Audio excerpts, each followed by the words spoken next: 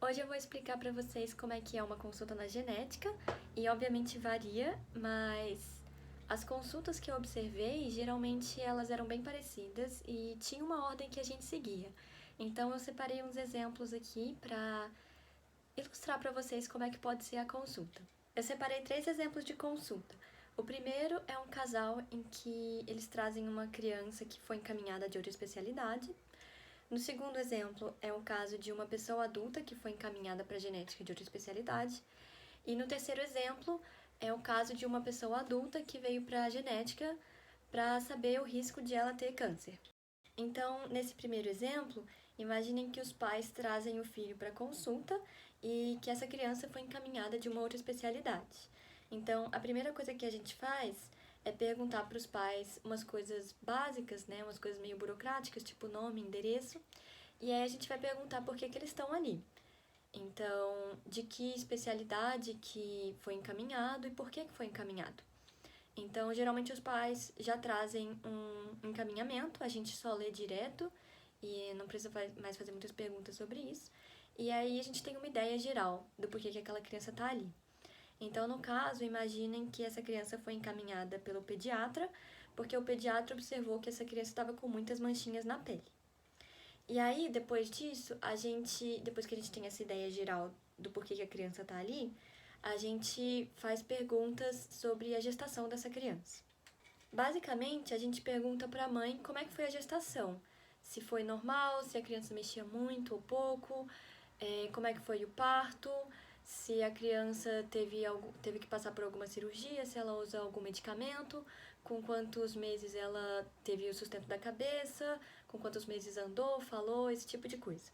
E aí depois a gente pede para os pais contarem pra gente a história geral daquela criança. Então, como é que ela tá, se ela tá se desenvolvendo bem, se tá na escola, se tem amiguinhos.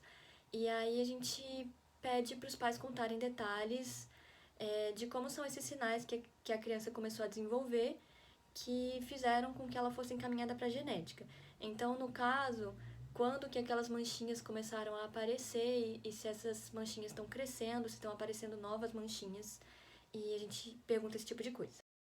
Até aqui, a consulta pode parecer bastante com uma consulta com o pediatra ou com o neurologista, mas eu diria que tem um ponto que a consulta muda um pouquinho.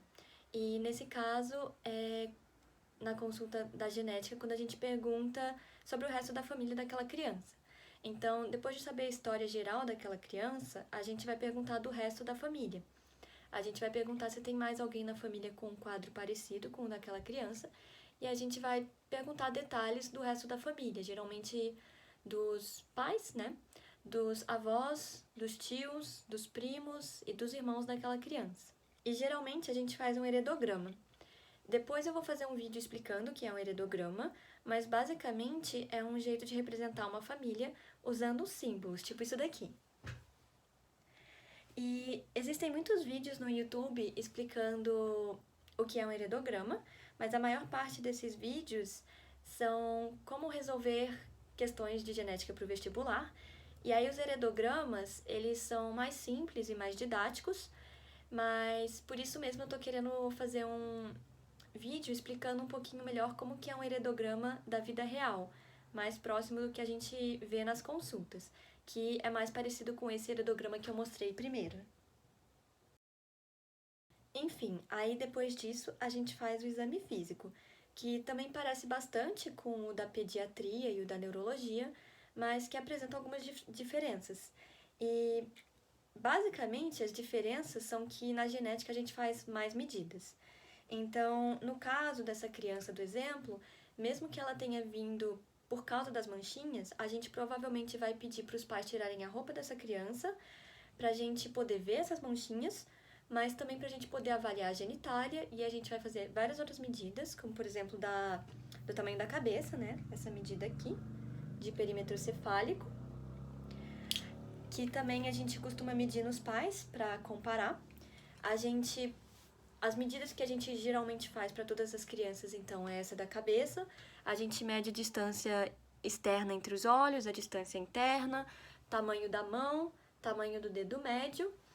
E a gente também vai olhar bem para o rosto dessa criança para a gente poder descrever detalhadamente, fazer o retrato falado dessa criança, né? Descrever. E para a gente poder descrever detalhadamente as dismorfias que essa criança apresenta.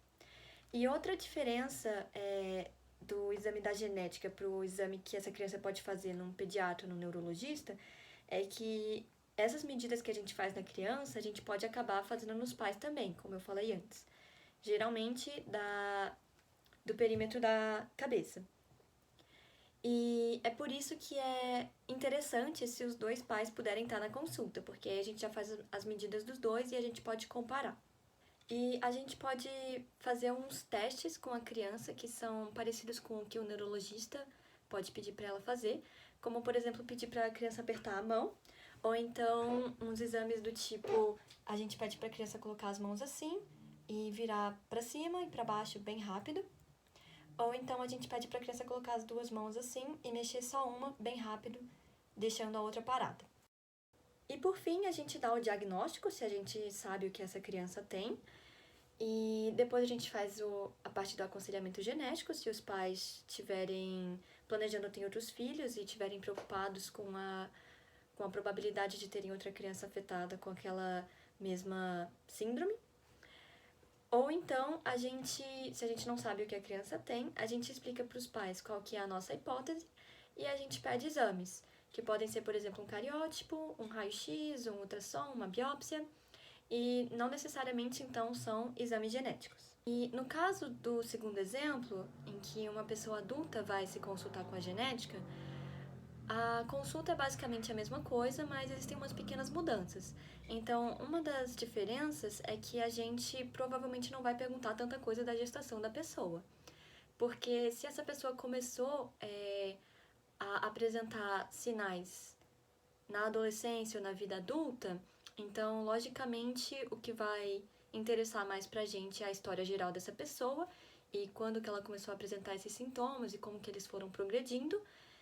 E então isso vai ser mais importante pra gente do que esses dados muito distantes, né? Então, no caso, se a pessoa está apresentando fraqueza muscular ou começou a ter dificuldade de enxergar ou está apresentando surdez ou dificuldade de coordenação, a gente vai estar mais interessado em como que essas coisas foram progredindo ao longo do tempo. E a gente pode perguntar coisas da gestação da pessoa e se ela souber, ótimo, e se não souber, tudo bem também. Outra coisa que muda de leve é o exame físico, que em geral é bem parecido com o exame físico que a gente faz na criança, com a diferença de que geralmente a gente não pede para a pessoa tirar toda a roupa e a gente não avalia a genitália dessa pessoa. A não ser que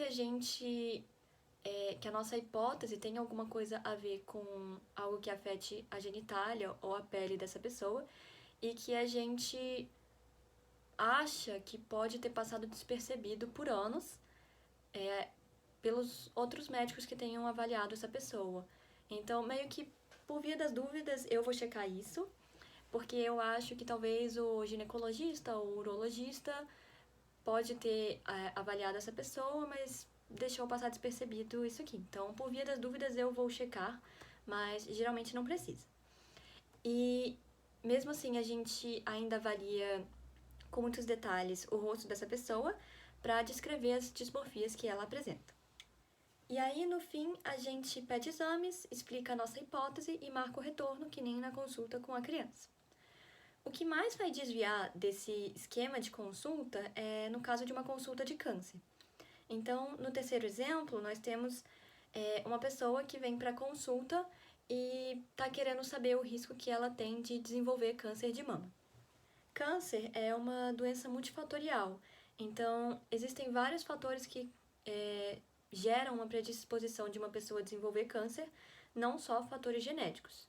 E mesmo que essa pessoa ela tenha uma mutação genética que aumente a probabilidade dessa pessoa de desenvolver câncer, essa mutação genética não está associada com dismorfias ou com outras alterações físicas, tipo manchas na pele. Então, não faz muito sentido a gente fazer um exame físico nesse caso. Então, no caso de uma consulta de câncer, a consulta vai mudar um pouquinho, porque a gente geralmente não vai fazer um exame físico e também não vai descrever a pessoa, e a gente vai focar principalmente no histórico familiar daquela pessoa. Então, se a pessoa não trouxe informações do resto da família, a gente vai explicar para ela que, se possível, é interessante que ela adquira essas informações sobre o resto da família e traga pra gente, porque no caso da consulta de câncer, esse histórico familiar é muito importante. Então, a gente vai explicar para a pessoa que ela deveria adquirir umas informações do tipo, nesse exemplo que eu tô dando, a pessoa veio preocupada com o risco de desenvolver câncer de mama, né? Então, eu explicaria para ela que ela deveria perguntar para o resto da família, né, obter essas informações com relação a se as outras pessoas na família, elas tiveram câncer de mama, de ovário, de próstata, com que idade que elas tiveram esse câncer, que tipo de câncer que era, se ele respondia à quimioterapia, esse tipo de coisa. Então, essas informações são muito importantes porque se a pessoa ainda não teve câncer, eu vou explicar para ela que eu posso dar uma estimativa do risco dela desenvolver câncer com base nas informações que ela me trouxer do histórico familiar dela. Então, quanto mais informações, melhor pra gente. E isso se dá porque, como eu falei em outros vídeos, as pessoas de uma mesma família, elas compartilham genes, então elas compartilham também o risco de desenvolver câncer, por exemplo. E aí, o final da consulta é igual. A gente vai explicar os exames que existem para essa pessoa e se vale a pena ela fazer esse exame ou não. Então, para dar um exemplo do tipo de coisa que a gente pode falar, a gente faz uns cálculos durante a consulta e a gente explica para essa pessoa. Seu histórico familiar não indica que você tenha herdado uma mutação genética que aumenta o seu risco de desenvolver câncer de mama, então não faz muito sentido você fazer esse exame, porque ele tem muita chance de dar normal. Mas, assim, se você quiser gastar o seu dinheiro fazendo esse exame para ficar mais tranquila, você pode. Só tenha consciência de que tem muita chance desse exame vir normal. E se você está muito preocupada com desenvolver câncer de mama ao longo da vida, como o câncer é uma doença multifatorial, uma coisa que você pode fazer é adotar hábitos de vida saudável, como não fumar e fazer exercício e comer bem.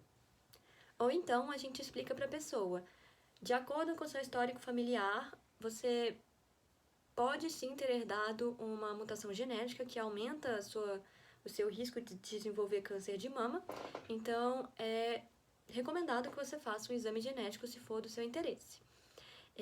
O exame vê esse tipo de coisa, isso, ele custa tantos reais, e se você tiver interesse em fazer, pode ir atrás de algum laboratório, fazer esse exame, e a gente marca uma consulta quando você tiver esses resultados pra gente interpretar esses resultados para você.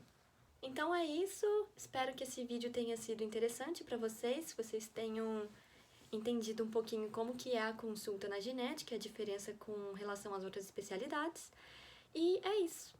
E por fim, eu queria fazer uma pequena propaganda. Então, se vocês gostam dos meus vídeos e do meu canal, e vocês querem contribuir para a criação desses vídeos e para a divulgação da área de aconselhamento genético, eu tô com uma página no Apoia-se, que é muito parecida com o Patreon, se vocês conhecerem o Patreon, em que vocês podem doar um dinheiro todo mês pro meu canal. E vocês podem doar até R$1, uma coisa assim, bem simbólica. Então, se vocês assistem meus vídeos e você pensa, eu adoro esses vídeos, eu adoro genética, eu nunca tinha ouvido falar de aconselhamento genético, mas eu sou estudante ou desempregado, como é que eu posso ajudar? Você pode ajudar até com R$1 por mês. Então, para quem tiver interesse, eu vou deixar o link da minha página do Apoia-se na descrição do vídeo.